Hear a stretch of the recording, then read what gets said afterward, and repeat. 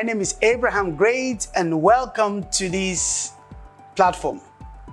Here you will learn tips that will help you to connect the dots, the destiny dots, the life dots that will just help you to accomplish your dreams and visions in life. Now, these tips has the proclivity to move you into action. You will do something with them. Today, I want to talk about 3 types of leaders that you already know. Now, leadership is everything, and the leadership capacity around you determines the results, the innovation, the success that you see around you. Everywhere you see failure and mediocrity is a lack of leadership. Everywhere, either in the home, in the office, everywhere that you see incoherencies, there is a lack of leadership. Everywhere people do not accomplish their goal, task, or vision, there is a lack or there's a deficiency of leadership. But there are 3 types of leaders that you know. And one of the reasons why I'm doing, there are many types of leaders that I could have covered, but I'm covering these 3 types of leaders because you already know them. And guess what? I would like you to be more empathic when you relate with them, when you treat them, because this particular type of leader, they are genuinely leaders of their own. They are not necessarily the best type, and sometimes it's best not to even have a particular mindset that is one particular best type of leadership. Every type of leadership is necessary in the particular given situation. In fact, there's a type of leadership that I'm not covering in this video that is called situational leadership. So it bends to the situation, it bends to what is going on. But here, I will be talking to you about 3 types of leadership that you already know. And what you do with them is that when you work with them, or if you are one of them, be a bit more cooler with yourself. Take it easy, take it easy, take it easy. And when you work with them, understand them and work better with them. The number 1 leader that I want to talk about is a democratic leader. And a democratic leader is a leader that is always seeking consensus. Is always seeking consensus. Is always seeking for agreement. This leader is always wanting to be sure that everybody is listened to. Is the type of leader that we call consensus ad idem. They just want to be sure that the contract, everybody is a win-win situation. The leadership want to be sure that they get what they want while you also get what you want. Before these type of leaders will make a decision, they actually will consult with you. They will consult with people across the board, across the organization. They will find out and what people want. In some cases, they will actually conduct a vote. They will consult a poll. They will, in some cases, run a referendum. This particular leader is not mostly known or seen as wanting their own thought to be prevalent all of the time. They just want to carry everybody along. Now, there's a downside to this leadership, because these leaders, leaving your leadership to consensus sometimes causes procrastination. And some other times, it's also give room for mediocrity. Because if you're really willing, I love the person that says that don't leave your leadership to faces and never leave your leadership to fences. The bad part of the democratic leadership is the fact that very important decision could be left in the hand of people that do not have the same kind of passion for the project, for the vision, for the organization. Sometimes people may flippantly, without having all attention to details, make a vote or make a suggestion that this may be detrimental to the goal of the organization or of the family. So whilst this leader is a great leader, when you work with them, or if you're one of them, when you work with them, be more genuine. Pay attention to details. Understand that they are a gift given to you, and the fact that they are always giving you people opportunity does not mean that they should be taken for granted. The number 2 kind of leader that I want to talk about is what we call the autocratic leader. The autocratic leader are often, in most cases, not in all cases, they have personality traits that they are most of the time cholerics. They are people that are strong personality. They can get what they want done.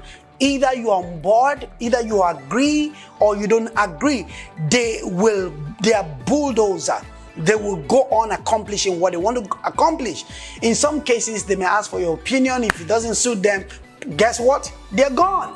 Now, this type of leadership, I want you to be empathic with them, because you actually need them also in an organization. Without autocratic leaders, in some places you will never get things done. There are nations that were built, if not that they had autocratic leader, those nations would not have been built. There are organizations that are built, you see discipline, you see order, you see it's because the leader is quite a hard leader, an autocratic leader. This is the way I want it. If you can't cope with it, you get out of the door. It's an autocratic leader. This type of leader are not bad people. They're actually a gift to our society. When you work with one, I want you to do this for them. When you work with one, do everything possible to humble yourself. Eat your pie, and eat your pride and learn from them. Guess what? You may not live with them or work with them for the rest of your life, but there are tangible things. A lot of autocratic leaders actually help people to live a more disciplined life. They will be if you come late, they will be very strict with you. They will be very unhappy with you. They can give you a memo. They can deduct your salary. They can do. Sometimes they lack empathy. And although they lack empathy, just see them as a gift. It's building something in people. Now, caveat, understand this. I am not talking about dictators. Dictatorship is different from autocratic leaders. Autocratic leaders are not dictators, but you can have dictators who are also autocratic, and you can have autocratic leaders who are also just dictator. But you cannot have an autocratic leader who does not dictate. But that does not mean that he's a dictator like a military or like a bad person. Some of them have learned, maybe by the way of training or by the way of a genetic, to be people who focuses mainly on results. And please, even though I said cholerics, are prone to autocratic kind of leadership, cholerics can still exhibit every other.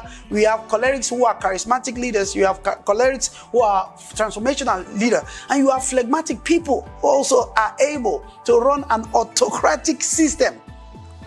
They're quiet, they're cool, they're calm, but you know what? They're very calculated. They know what they want. They might not speak a lot, but you don't mess around their organization.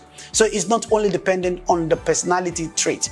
The last kind of leaders I want you to treat, or if you are to understand better, is what I call the laissez-faire leadership. Laissez-faire leadership.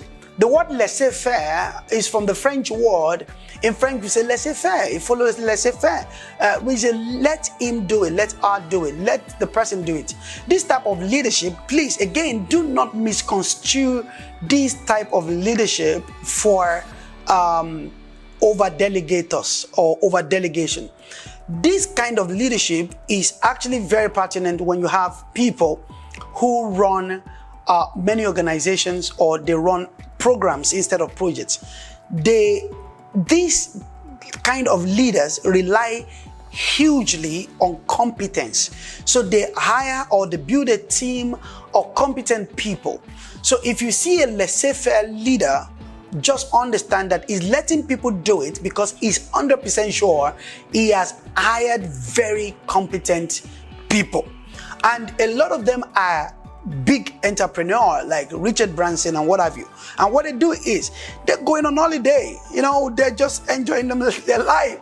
They've got CEOs, they've got chairmen, they've got president, they've got vice president that they know they've been there, done that, and got a t-shirt. They know what they're doing. So they let them run their business. But please understand, you must, to be a laissez-faire leader, you got to be able to be sure that you are guaranteed that people will do what you want to do.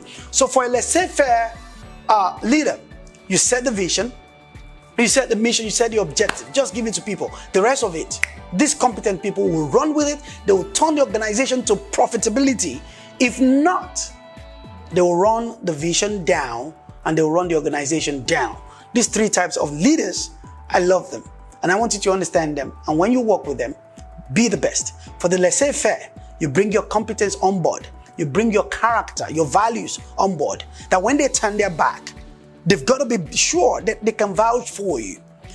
Joseph in the Bible was a guy who they let him run. They said, run, you see, that's my business, run the business. And he ran it to profit, to wealth. Eventually, that gift helped him to run a whole nation. He himself is not a laissez-faire leader, but his leaders, or the people who appointed him, are laissez-faire kind of leader. I hope these three types of leaders, you understand them and you know how to work with them better. Guess what? It is working. For more video, please subscribe. Do it now. Subscribe to this channel and leave me some comment if you really enjoy this video, or if there is any more area in business, in leadership, in wealth creation, in anything that you need that you would like me to shed light on. Please leave it on the comment button. And guess what? It is working.